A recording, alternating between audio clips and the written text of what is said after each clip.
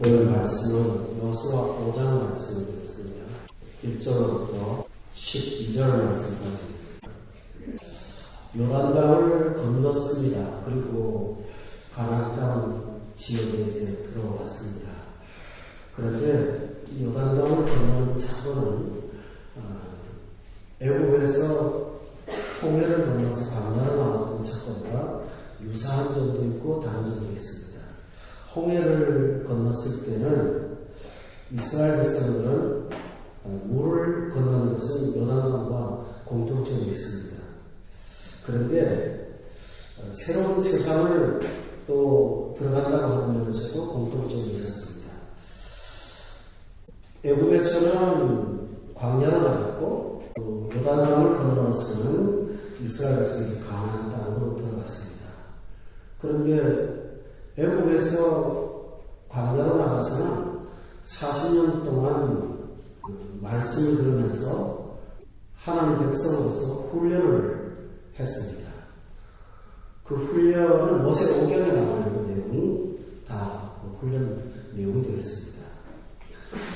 훈련의 주 내용은 이스라엘 백성들이라는 정체성이 뭐냐 하는 것을 위한 내용이었습니다. 그 이스라엘 백성의 정체성은 첫째로는 하나님의 은혜로 애국에서 구원받은 백성이라는 사실이고, 또 하나는 구원을 받았지만 구원받은 사람의 수준으로 만들어져 가는 것은 성화를 통해서 되어가기 때문에 40년 동안 광야 생활에서 그들은 훈련을 받아야 했습니다. 그런데 그 훈련을 다 받고 끝나는 목적지가 있습니다. 그것은 그들이 들어가야 될 가나안 땅입니다. 그런데 그 훈련받은 백성들이 광야에서 여호수아와 갈렙을 제외하고 다 죽었습니다. 훈련받고 가나안을 못 들어간 거예요. 그리고 훈련 못 받고 광야에 들어가는 이스라엘 백성들은 광야에서 탄생한 젊은 세대들입니다. 40대 미만이죠. 그러니까 조상들은 훈련을 받았지만 광야에서 출생한 사람들은 또다시 훈련 받아야 될 필요가 있는 것입니다. 가장 중요한 사실은 우리가 가나안 땅에 들어가는데 도대체 우리는 어떤 민족인가, 우리는 어떤 사람인가 하는 것에 대해서 하나님을 통해서 배워야 했습니다. 우리가 한번 보면 세상 사람이나 우리나 사람으로나 외형으로나 문화로 똑같습니다. 그리스도인하고 불신자의 차이가 있다면 우리는 교회를 다니고 그 사람들은 교회를 안 다니는 쪽도 바깥에서 볼 때는 그렇죠. 내면의 세계는 많이 다릅니다. 세상 사람들은 그 차이가 그렇게 크지 않다고 봅니다.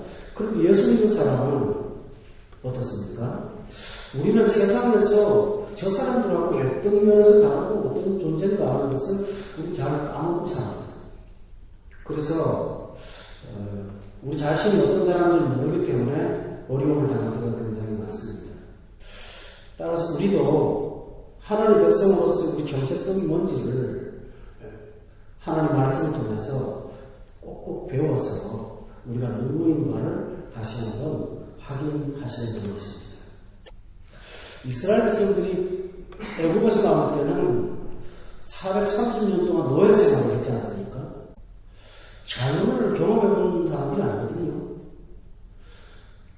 그러니까 어떤 특정한 사람들이 자기를 감독하지 않으면서도 불구하고 질서 속에 살아가려고 하니까 이게 굉장히 혼란스러운 거예요. 하나님은 말씀을 통해서 그거를 듣고 순종하고 살아가도록 만들었는데 그런 생각을 한 번도 안 해봤거든요. 위에서 시키는 대로 강제로 끌려나가서 일을 했지 말씀을 주면서 이걸 뒤죽여서 살아보라고 그렇게 해본 적은 한 번도 없거든요. 우리가 세상에서 불신자로 살아갈 때 그렇단 말이에요. 먹고 사는 분들을 끌려다녔지만 나를 끌고 가는 어떤 중요한 중심이 별로 없었다는 거예요. 그런데 예수를 믿고 나서는 우리는 하나님의 법을 따라 살아야 되는 사람으로 살아야 되지 않습니까? 이스라엘 백성들이 가나안에 들어갈 때도 똑같은 거예요. 가나안에 들어갈 때도 떠오릅니다. 40년 동안 광야에서 태어나서 거기서 또 말씀만 듣고 살았잖아요. 그래서 그 세대는. 근데 가나안 땅에 들어가서 이제 그 생활을 안 하는 거예요. 안식일에만 그걸 한다는 거예요. 나머지 날은 일반 생활을 해야 되는 거예요. 또 새로운 세계인 거예요. 이 세계에 적응하면서 우리는 도대체 어떻게 살아야 되는가 하는 고민이 생겼을 겁니다. 또 하나 말씀드릴 것은 애굽에서 광야로 나올 때는 광야는 빈 들이니까 이스라엘 백성들만 있는 것이지 사람은 없었습니다. 그런데 가나안에 들어가는 것은 다르죠. 그거는 기존에 살던 세상 사람들 속에 우리가 들어가는 거잖아요. 그럼 이제 섞여 살아야 되는데 이 섞여 사는데 하나님은 몸은 섞여 살지만 우리의 영혼이나 가치관은 구별되기를 원하신다는 거예요. 그래서 그들은 우리가 누군가에 대한 말씀을 통해서 배워야 될 필요가 있었던 것입니다. 여러분이 만약에 그것이 분명하지 않으면 집안에 불신 가족이나 다른 종교를 믿는 부모와 형제를 보면서도 심각성을 못 느낍니다. 엄청난 이런 사실을 잘 모릅니다. 좀 극단적인 성경의 표현을 말씀드리면 예수 믿는 자는 하나님의 자녀요, 믿지 않는 자는 마귀의 자녀입니다. 따라서 우리는 한 가족 속에 사탄의 자녀와 하나님의 자녀가 섞여 사는 것입니다. 그 가벼이 보는 문제가 결코 아니라는 것입니다. 따라서 우리는 같은 가족 안에서도 하나님의 사람은 우리 누구인가 자기 정체성을 분명히 알고 있다면 불신의 가족들한테 나처럼 예수님들하고 자신있게 말 못합니다. 그러므로 우리가 누군지를 먼저 알아야 됩니다. 첫째로는 우리는 어떤 사람입니까? 여러분 5장 1절에 한번 보세요. 여기 보면 요단 서쪽의 아모리 사람의 모든 왕들과 해변의 가나안 사람의 모든 왕들이 여호와께서 요단물을, 그 다음에 중요합니다. 이스라엘 자손들 앞에서 만드셨다고요. 여기 중요한 구절은 이스라엘 자손들 앞에서 만드셨다는 말입니다. 이 말을 다른 말로 표현하자면 이스라엘 백성은 하나님께서 특별하게 돕는 백성이라는 사실입니다. 백성은 앞에서 하나님 말했다는 것입니다. 따라서 이스라엘 백성들의 정체성은 뭐냐 하면 하나님이 특별하게 대하시는 민족 혹은 백성이라는 사실입니다. 그래서 이런 경우를 가리켜서 출애굽기 1장 9절을 한번 찾아보면 이런 백성을 일컫는 전문 호칭이 하나 나옵니다. 출애굽기 1장 9절 말씀이었습니다. 다 같이 한번 읽어봅시다. 1장 9절 시작. 그가 그 백성에게 이르되 이 백성 이스라엘 자손이 우리보다 많고 강하도다. 여기서 이 백성이라고 했는데 원래 원문에는 신민이라고 했습니다. 신민. 신의 민족이다 이런 뜻입니다. 우리 한번 따라서 신민. 신민이라고 했어요. 또 하나는 신명기 14장 2절을 한번 찾아봤어요. 거기 보면 이스라엘 백성들에게 별도로 붙는 호칭이 하나 나옵니다. 시작. 여호와의 성민이라 여호와께서 지상 만민 중에서 너를 택하여 자기 기업의 백성으로 삼으신다. 여기서 너는 내 하나님 여호와의 뭐라고 했나요? 성민이라고. 성민이라는 말은 거룩하게 구별된 백성이다. 이런 뜻을 갖고 있습니다. 교회 우리가 누구입니까? 우리는 몸을 세상에 두고 살지만 우리는 여호와의 성민입니다. 여러분이 그 정체성을 갖고 세상을 살아가시기를 바랍니다. 신약에서 보면 우리를 이끌어서 빌립보서 3장 20절 한번 찾아보세요. 시작. 우리 신분권은 하늘입니다. 거기서부터 구원하는 자, 곧 주 예수 그리스도를 기다리는 우리는 하늘나라 백성 이런 뜻입니다. 하늘나라 시민 이런 뜻이죠. 하늘나라 도성이 하늘 도성의 백성이다. 그리고 이렇게 우리 자신이 구별되어 있다는 사실을 기억하시기 바랍니다. 여러분 중요한 사실은 오늘 본문 5장을 보면 성민 이스라엘 백성들 앞에 물이 있거나 장애물이 있으면 하나님께서 그것을 말리신다는 사실입니다. 대단히 중요한 얘기죠. 말리는 거예요. 그래서 우리 앞에는 자연현상만 있지 않고 하나님의 특별한 도우심, 초자연적인 하나님의 섭리가 있다는 사실을 여러분이 꼭 기억하고 살기를 주의로 축원합니다. 이 우리 자신입니다. 이 우리 정체성이라는 거죠. 여호수아 5장으로 한번 돌아가서 보겠습니다. 거기 보면 그럼 세상 사람들은 어떤 사람일까요? 5장 1절에 보세요.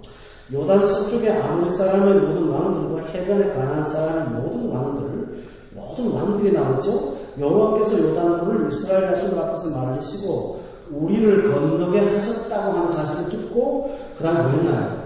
마음을 먹었고 이스라엘 자손들 때문에 뭐 했다고요? 정신을 잃어간다고 되어 있습니다. 세상 사람들의 특징이 뭔지 압니까? 그것을 두려워하는 사람이 특징이에요. 세상 사람. 이 세상 사람의 본질 속에는 항상 뭔가 보이지 않는 두려움이 직접 깔려 있습니다. 믿는 사람의 특징은 앞에 하나님 계신다는 신뢰가 있고 세상 사람들은 미래를 내가 개척을 나가야 되니까 항상 마음속에 어떤 두려움을 안고 있습니다. 그러니까 똑같은 기적을 보면서도 이스라엘 백성들은 하나님이 찬양했을 거고 요단강에 맞은 거를 세상 사람들은 이 말을 듣고 정신을 잃고 마음이 녹을 정도로 두려워했다고 기록되어 있습니다. 여러분은 이 두 종류 가운데서 과연 평일날 여러분은 어떤 사람이신가? 정말 천천히 말하면서 물어보고 싶은 거예요. 두려워하는 사람의 특징들은 하나님을 신뢰하지 못하기 때문에 물질을 탐구합니다. 수단을 포기합니다. 사람을 포기합니다. 미치를 않습니다. 어떻게 하든 말든 하나님을 하신다는 믿음보다는 내 머리를 갖고 살려고 피곤한 인생을 살아갑니다. 여러분은 어떠십니까? 우리는 정말 하나님의 자녀입니까?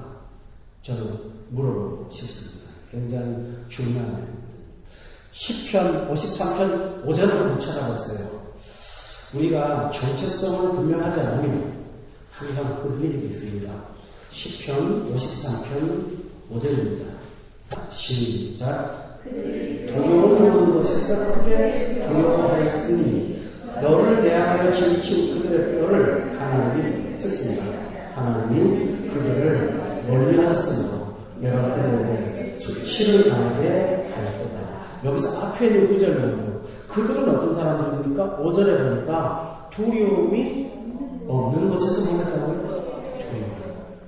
이 세상 사람들은 실제로 두려움이 없는데도 불안해하고 떨고 두려워하고 여러분 마음에 두려움이 있나요?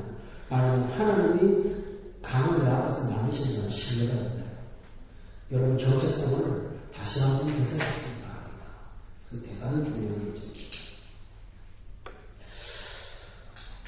성도 여러분, 그런데도 세상 사람들의 특징이 뭐죠? 두려워는 해도 하나님 앞에 나아가지는 않습니다.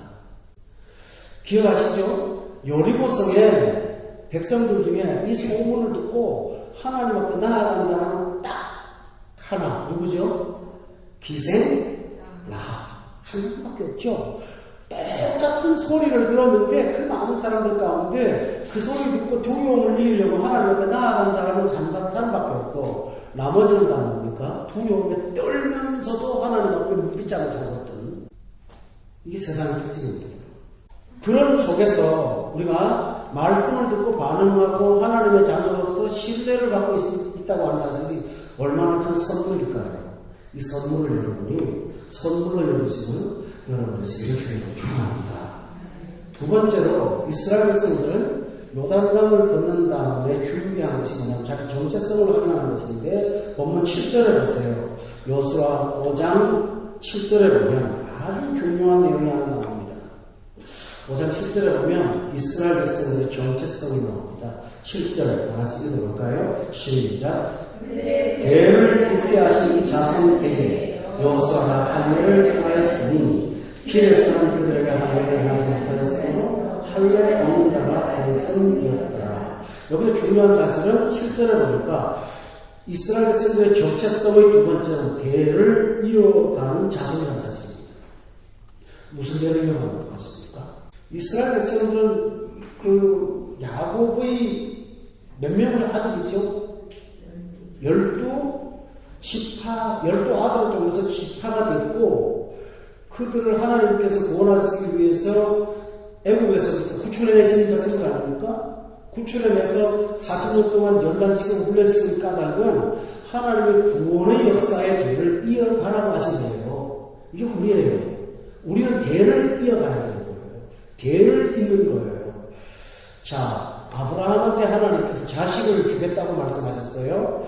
그런데 자식이 나오지 않으니까 아브라함이 이스마엘을 낳았죠. 그런데 하나님이 인정했나요? 아니, 대를 잇는 사람 아니었어요. 집에서 키우는 사람은 후사로 한다니까 하나님이 거절했어요. 그러면서 너의 몸에서 날짜라고 말씀하셨죠. 그런데 그 대를 잇는 것이 자연 출생인가요? 기적이었던가요? 이상하나요? 기적이었죠. 불가능한 것을 만들었잖아요. 하나님이 그렇게 대를 잇는 까닭이 뭘까요?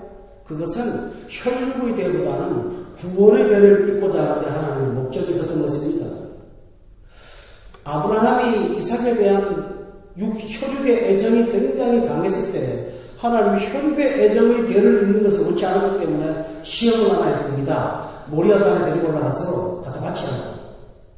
그러면서 영적 대가 얼마나 중요한 사실을 깨우쳐주지 않았습니까? 그렇다면 이스라엘 백성들도 바로 그 대를 잇는 하나님의 자녀가 되게 되었습니다. 여러분의 정체성이 뭘까요? 창세기부터 시작한 하나님의 구원이 대대손손 여러분을 통해서 지속되기를 원하는 것. 여러분의 삶이 영적 가문, 믿음의 가문, 혈통이 아니라 영적 가문, 예수 가문 되는 것이 하나님이 원하시는 삶입니다. 믿으십니다. 따라하시죠. 대를 잇는 자손. 그런데 오늘 본문에 보면 대를 잇기 위해서는 뭔가 끊어야 될 게 하나 있습니다. 본문 7절에 보면 대를 잇게 하신 자손들에게 여호수아가 할례를 행했다고 되어 있습니다. 그러면서 할례를 왜 행하는지를 가르쳐 주십니다. 본문 6절에 한번 보세요. 이스라엘 자손들이 여호와의 음성을 뭐에다 그랬죠? 청종하지 아니하므로 여호와께서 그들에게 대하여 맹세하사 그들의 조상들에게 맹세하여 우리에게 주리라 하신 땅 젖과 꿀이 흐르는 땅을 그들이 보지 못하게 하리라 하시네. 애국에서 나온 족속 군사들이 다 뭐에다 그랬어요? 멸절하기까지 40년 동안을 광야에서 헤매었다고 기록되어 있습니다. 교회 여러분, 이 사람들 누굽니까? 광야에서 죽은 사람들이죠. 그럼 지금 사람들 말할까요? 열리고 앞에 나오는 사람들은 아니죠. 멸절했다고 했으니까 누구를 말하는 겁니까? 그 아버지, 어머니, 조상을 얘기하는 겁니다. 하나님이 그대를 뭐 했다고요? 끌어버렸다고요. 그럼 이 자식들 나왔다고요.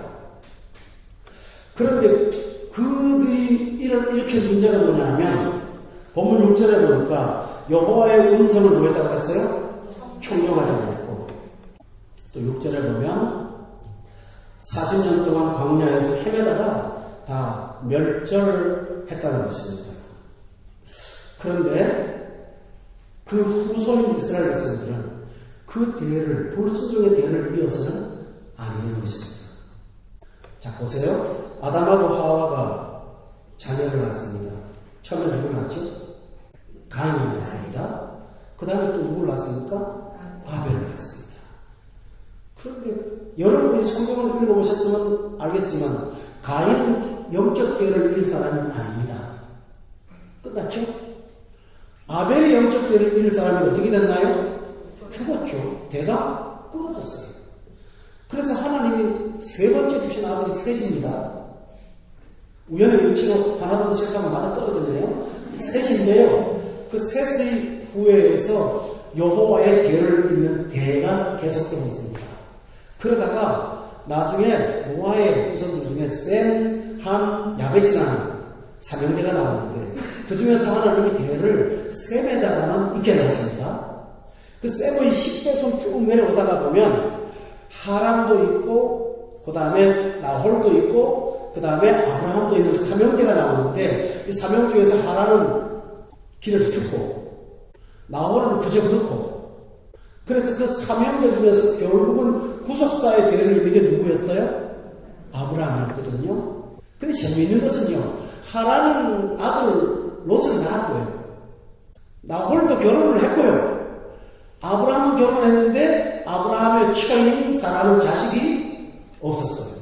근데 자식 있는 사람들한테는 죄를 잊지 않고 자식 없는 그 노부부와 함께 하나님의 죄를 이어갔어요. 왜 그럴까요?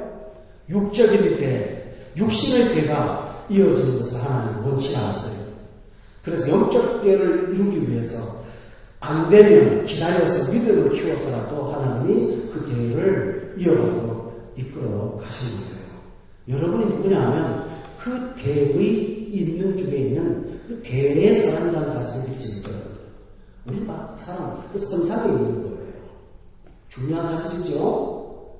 저는 목회를 하면서 우리 교회도 지상의 교회 많지만 하나님의 복음을 받고 지상에 세웠던 최초의 교회의 그 전통을 따라서 그 참 교회의 모습을 개성하고 개성해서 대를 잇는 교회, 이것이 우리 교회가 되기를 소원합니다. 이 세상에는 많은 교회들이 있지만 진정 하나님이 어떤 교회를 통해서 영적 대를 잇는다면 저는 그 은총이 우리 교회가 되기를 원합니다. 할렐루야. 그 된 줄로 믿습니다. 이게 그렇게 중요한 사실이에요. 이 대를 이기려면 끊어야 될 게 하나 있습니다. 이 아이들 죽일 수 없잖아요. 그러니까 할 수 있는 방법이 뭐냐면 그 부모의 잘못이나 악으로부터 끊어버려야 됩니다. 그 끊는 것을 하나님은 상징적인 방법을 통해서 하셨습니다. 그게 뭔지 아세요? 할례입니다. 할례가 뭔지 아시죠? 그런데요, 참 신기한 건요, 요즘에 병원에서 수술을 하면 마취를 하고 아주 그 날카로운 칼을 갖고 상처를 최소화시키면서 오매고 하겠죠. 근데요, 그러면 옛날에도 할례를 행하다면 그때도 금속 요소 칼 갖고 있었으면 칼이 있단 말이에요. 철이 있는데 잘 갈아서 그걸 갖고 써야 되지 않습니까? 근데 이상하게 할례를 할 때는요, 그 칼을 못 쓰게 해요. 뭘 쓰는가? 한번 여러분 본문을 보세요. 여기 보면 쓰는 칼이 하나 있어요. 2절을 한번 보세요. 다 같이 한번 읽어봐요. 2절 시작. 그때 여호와께서 여호수아에게 이르시되 너는 90돌로 칼을 만들어 이스라엘 자손들에게 다시 할례를 행하라 하시니 뭘로 칼을 만들어라고요? 90돌이 뭐죠? 불 붙이는 거예요. 날카롭 단단하게는 해도요, 그걸로 칼을 아무리 만든다고 해도 새만큼 날카로울까요? 근데 신기하게 할례는요, 90도가 하나 더 있어요. 최력도 있고요. 고통을 가중시킬 거예요. 얼마나 아픈지 몰라. 피를 칠칠 흘리는 거죠. 어린애 같은 경우는 울다가 말겠지만, 나이가 40에 가까운 그 30대, 20대 건장한 젊은 사람들을 60만 중에서 이스라엘에서 남자만 60만이 거의 다 피를 칠칠 흘리면서 요단강 앞에 그 길가는 넓은 광장에서 널브러져가지고 꼼짝도 하지 못하고 있는 그 광경을 한번 상상해보세요. 한번 연상해보세요. 얼마나 섬뜩할까요?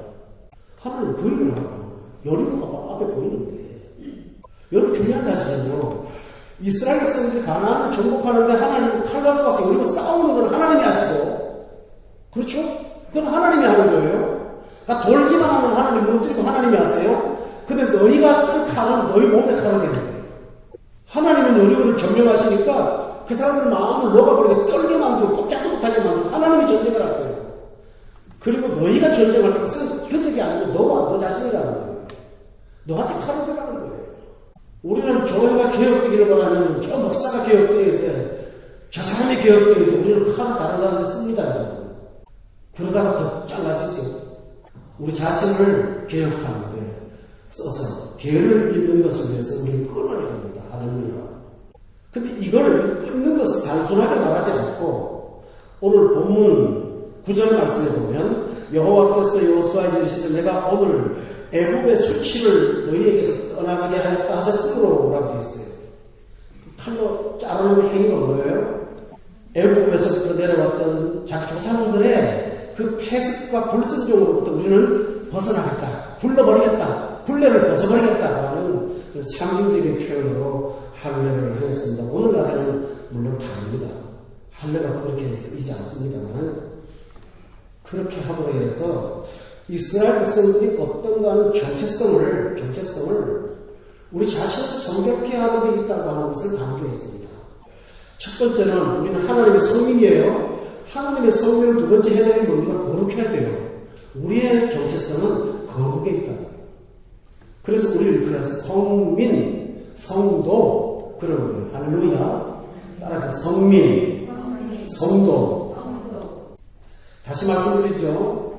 세상 사람들이 자기의 유익을 위해서 고군분투 전쟁할 때 우리가 싸워야 될 대상은 우리 자신이라는 사실입니다. 우리 자신 속에 있는 부패와 싸워서 내가 하나님 앞에 스스로를 구별하게 하는 나신이 되시기를 바랍니다. 이게 바로 우리가 할 일이라고요. 그래서 날마다 우리는 자기 전을 회개하고 씻고 경건해지는 데에 여러분 자신을 투자하는 삶을 위해서 요청합니다. 이게 정체성이에요. 참 중요한 얘기라는 거예요. 신자는 이렇게 사는 거예요. 거룩을 위해서 피를 흘린다. 히브리서에서는 이렇게 말합니다. 너희들이 정말 거룩을 위해서 피를 흘려 싸우느냐 묻습니다. 히브리서 12장을 찾아보세요. 거기 뭐라고 되어 있는지. 4절 말씀입니다. 시작. 죄와 싸울 때 아직 피 흘리기까지는 대항을 안 한다고 해요. 죄하고 싸워요. 예수 믿는 사람은 누구나 다. 그런데 정말 피 흘리기까지 대항했으니까 이 피 흘린다는 말이 뭘까요? 이 죄악 지으려고 손해도 보고 포기도 하고 그런 거예요. 이걸 피 흘린다고 하죠. 만약에 그렇게 하지 않으면 우리 영적 실제 세미나에서 공부하셨죠? 12장 15절에 보면 이런 피 흘리기까지의 어떤 영적인 연단이 없으면 은혜에 이르지 못하게 되므로 우리 내면에서 뭐가 난다고 되어 있어요? 쓴뿌리가 자꾸 올라왔어요. 내 고집, 부모로부터 받았던 죄성의 성투, 옛날의 모습이 그냥 살아가지고 쓴뿌리가 나서 다른 사람들 힘들게 하고 아프게 한다는 거죠. 왜 그럴까요? 죄와 싸우는데 피 흘릴까 잘하거든요. 오늘 두 번째로 여러분 기억하실 수 있어요. 우리 모두가 다 하나님이 말씀하신 여리고성을 앞에 두고 우리가 이런 여리고성을 경탄하고 뛰어가는 게 아니라 그 광장 앞에서 하나님 앞에 성전해지는 것입니다. 자기를 촉촉하게 할 때 하나님께서 그런 자를 통해서 하나님의 나라를 이루어간다는 사실을 믿으시죠? 그게 바로 하나님의 하나님입니다. 그런 생각을 잊지 마세요. 또 하나 있습니다. 내 피를 받죠. 그죠? 할례를 해서 내 피를 받잖아요. 제가 물어보죠. 내 피가 나를 속죄할까요? 피를 흘리면서 결단을 하겠죠? 내가 피를 흘리고 내 몸을 자해한다고 내가 거룩해질까요? 아니요. 안 돼요. 그렇죠? 우리가 열왕기에 보면 엘리야와 싸웠던 바알 선지자들이 산에서 자기 몸을 자해하는 거 아시죠? 그렇다고 되나요? 내가 노력을 하되 내 피를, 내 공로를 의지하는 게 아닙니다. 자전거로 일주여행을 하는 사람들이 그 사람들을 위해서 그 모텔을 하는 주인이 쓴 글이 있어서 제가 읽어봤어요. 목사님한테 그거 읽게 되더라고요. 그게 뭐라고 하냐면요. 자기 혼자 서울에서 그 경기도 여주까지 땀 빼고 혼자 와가지고요. 막 지쳐가지고 들어오는데요. 그러고 밥을 나가서 밥을 먹는데요. 혼자서 너무 황홀해 한다는 거예요. 대부분의 사람이. 물어보면요. 자기가 수고한 거에 대해서 감동을 받는 거예요. 자기 혼자. 뭐 누가 자전거 타고 가라고 그러나? 자기가 수고한 거에 대해서 감동을 한 거예요. 와가지고 내가 여기까지 왔다고 그러면서 자전거 셀카 찍고 난리 났다는 거예요. 이 세상 사람들은 자기 희생에 감동 먹어요. 자기가 할래요. 자기가 거기에 감동 먹어요. 감동은 먹어도 변화는 안 돼요. 이게 인간입니다. 밤새도 누가 시켰나요? 열심히 야근하고 김치도 2포기만 담을 때도 10포기 담아놓고 혼자서 감동을 하는 거예요. 남편이 안 해준다고 혼자 감동을 하는 거예요. 근데 아무 소용이 없다고요. 피로는 내요. 우리가 자신을 싸우기 위해서 피를 흘려요. 그러나 제가 이렇게 길게 하는 말은 이유가 있습니다. 우리는 우리의 노력과 열심으로는 우리를 구원할 수 없는 존재임을 깨닫기를 바랍니다. 그래서 세 번째로 해야 되는 게 뭐냐면 여호수아가 세 번째로 시킨 것이 본문에 나오는 매우 중요한 내용을 말씀하십니다. 10절 보세요. 길갈이 끝나고 난 다음에 또 이스라엘 자손들이 길갈에 진을 쳤는데 그달 14일 저녁에 여리고 평지에서 뭘 했다고요? 유월절의 핵심이 무엇입니까? 유월절의 핵심은 어린 양의 피입니다. 내가 받은 할례의 피가 아니라 누구의 피요? 예수의 피를 의지하는 겁니다. 자기가 피 흘려보지 않은 사람은 십자가의 피가 얼마나 귀한지를 잘 모릅니다. 로마서 7장에 보면 바울 사도가 내가 마음으로는 한 법을 깨달았는데 내 마음속에 선을 원해요. 근데 또 다른 한 법이 나를 악으로 사로잡아와요. 그래서 그 결론이 뭐냐면 오라 이 사망의 몸에서 누가 나를 건져내냐. 자기가 큰 짓을 하면서 영혼의 피를 흘려요. 그리고 나니까 로마서 8장에 가서 의롭다함을 주시는 하나님의 은혜를 딱 잡고 찬양할 수가 있었던 거예요. 다시 말하면 내가 애써보니까 십자가의 보혈이 얼마나 귀하다는 사실을 깨닫는 거예요.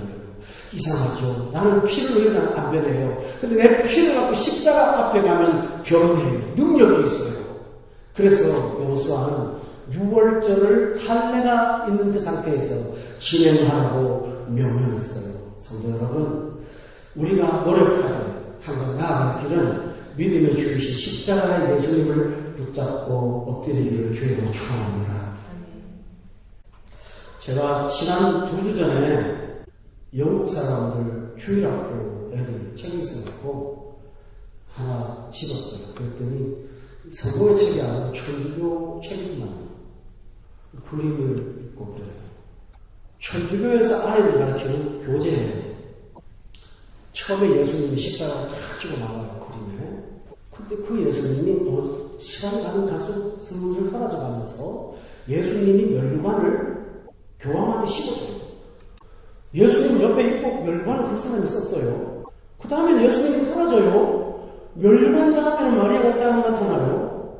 그리고 난 다음에 예수님은 뭘 하냐면요, 그들을 축복한다고 손을 얹어주고 있는데 예수님은 멸관 없고 그들이 멸관 있어요. 마리아는 반짝반짝 빛나고요. 교황을 썼고요. 예수님은 점점 희미해져 가고 있어요. 그리고 그 책의 제일 끝에 I believe Catholic Church라고 있어요. I believe Jesus 아니에요. 이야, 너무 무섭다. 진짜 무섭다. 쉽게 말하면 예수님이 중보로서의 결론이 아니라 과정인 거예요.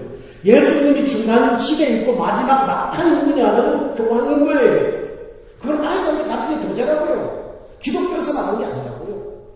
그것은 이슬람하고 똑같아요. 이슬람도 예수님을 선지자로 인정하지만 최종 선지자가 아니에요. 모함메식 최종 선지자라고 해요.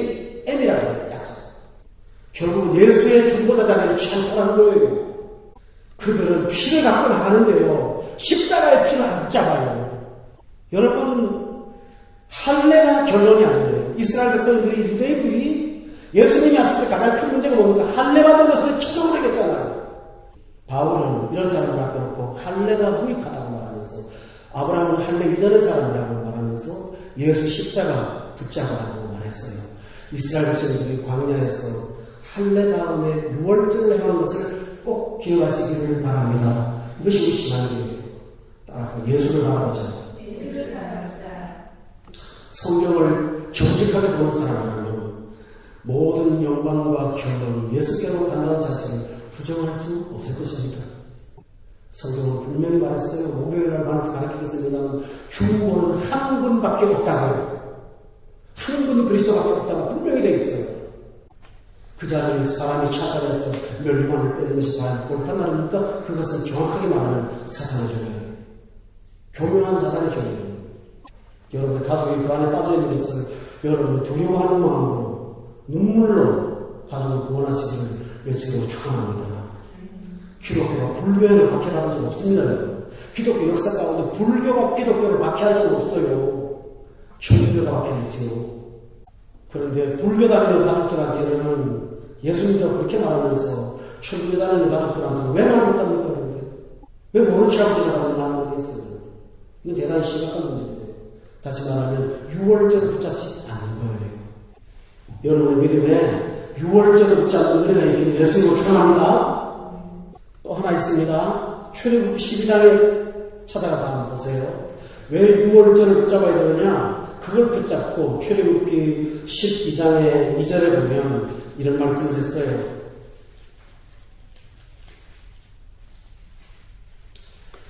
여호와께서 애굽 땅에서 모세와 아론에게 일러 말씀하시죠. 12장 1절에 그 다음에 6월절의 달을 다 같이 한번 읽어봐요. 시작.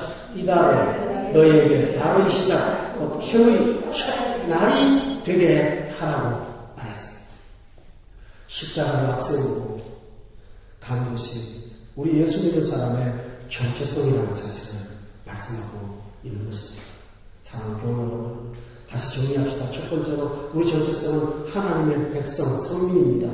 두 번째로 뭡니까? 거룩한 성도입니다. 세 번째로는요, 내 힘으로 안 된다는 사실을 믿고 예수 붙잡는 것이 바로 신자의 정체성입니다. 저는 하나 넘어가서 네 번째 이야기를 해야 하겠습니다. 여러분 본문은 여호수아 5장으로 돌아가 보시기 바랍니다. 11절에 한번 보세요. 10절 끝에 보면 여리고 평지에서 6월절을 지켰다고 되어 있죠. 11절 6월절 참 운명입니다. 6월절 무슨 날이요? 이튿날. 하나님이 주신 은총을 뭐지 않습니까? 그 땅에 뭐를 했어요? 소산물을 먹었다고요. 우리가 할 일은 소산물을 찾는 것이 아니고 십자가 붙들고 은혜 받는 것입니다. 그 이튿날 하나님이 그 땅의 소산을 먹게 하셨어요. 할렐루야. 여러분 기억해보세요. 농사도 안 짓고 돈도 주지도 않고 어디 가서 얻지도 않았는데 어떻게 장정만 60명 그 어마어마한 백성들이 그 땅에 소산물을 먹을 수 있습니까? 이게 이스라엘의 정체성입니다. 우리가 세상 사람하고 다르게 하나님 앞에 전력을 다하고 살잖아요.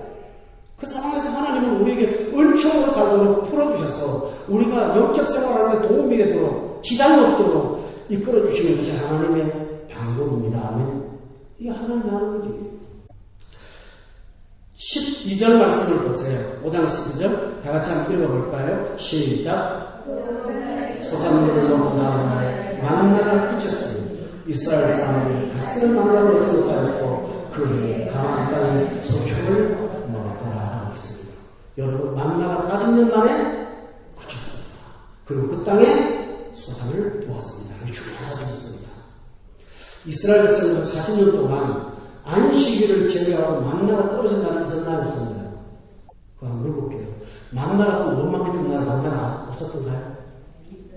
만나가 원망해서 사람이 죽고 난리 났었잖아요? 그날도 만나는 내려왔어요. 기억하시죠? 이스라엘 백성이 원망하는 그 극악한 날도 만나 때문에 원망하는 그 날도 만나가 내려왔다고요. 먹으라고요. 먹고 원망하라고요. 이것은 기적입니다. 여러분이 사람인데 우리는 사람인데 그렇게 기적으로 그런 걸 원망하는데 주고 싶은 마음이 있을까요? 인간이 얼마나 똑한데요. 그러나 하나님이 도와줬습니까? 만나를 이빨에 넣고 씹으면서 욕하는 그들을 보면서도 먹어라 죽었습니다. 그게 하나님의 행복입니다. 다시 말하면 여기 귀한 은총이 있어요. 하나님이 공급하시는 거 믿는 자의 삶의 조건을 따라서 왔다 갔다 하지 않아요. 공급하신다. 믿으세요? 하나님의 특징이에요. 그런데요. 그게 그렇게 안 끊어지는 만나가 6월절을 지키면서 가나안 땅에 들어가지 말죠. 하나님께서 끊어버렸어요. 왜 끊을까요? 새로운 방식으로 그들의 필요를 채우신 거예요. 여기서 중요한 사실은 만나는 기적이에요. 가나안의 소산은 모르게 산물이에요. 그렇지만 둘 다 동일하게 하나님이 주셨다는 사실을 믿으십니까? 하나는 아니고 하나는 맞을까요? 모양과 외형이 다르지 하나님의 손에서 나온다는 사실은 동일하다는 사실을 믿으시기 바랍니다. 성경은 분명히 말했죠. 너희가 들어가서 얻을 땅은 너희가 내 말을 듣고 순종하면 하늘에 내리는 비를 흡수하고 들어가도 복받고 나가도 복받고 분명히 그랬죠. 너희들이 그 해에 가면 비가 많이 내리는 게 아니라 이 말을 순종하면 라고 말씀하셨지 않습니까? 만나는 기적이었다면 평범한 삶도 하나님은 은총으로 주인이라는 사실을 기억하면서 여기서 저는 붙잡을 게 하나 있습니다. 이스라엘 백성들이 우리는 하나님의 법대로 살고 6월절을 지키며 십자가를 붙들고 사는 자에게는 삶의 필요를 공부하시는 귀한 은혜를 허락해주시기 바랍니다. 오늘 이 말씀을 꼭 기억하는 자들을 위해서 축원합니다. 마지막으로 신명기 33장 29절에 보면 이스라엘 백성들은 누군가 하면서 하나님께서 말씀하십니다. 33장 29절 말씀입니다. 다 같이 읽읍시다. 시작. 너는 행복한 사람이로다. 여호와의 구원을 너같이 얻은 백성이 누구냐? 그는 나를 돕는 것이요 내 영광의 팔이시로다. 내 대적이 내 복종을 하니 내가 그들의 높은 곳을 바라보는다. 아멘. 따라서 이스라엘이여 너는 행복한 사람이다. 이것이 여러분의 정체성이 되시기를 주의 이름으로 축원합니다.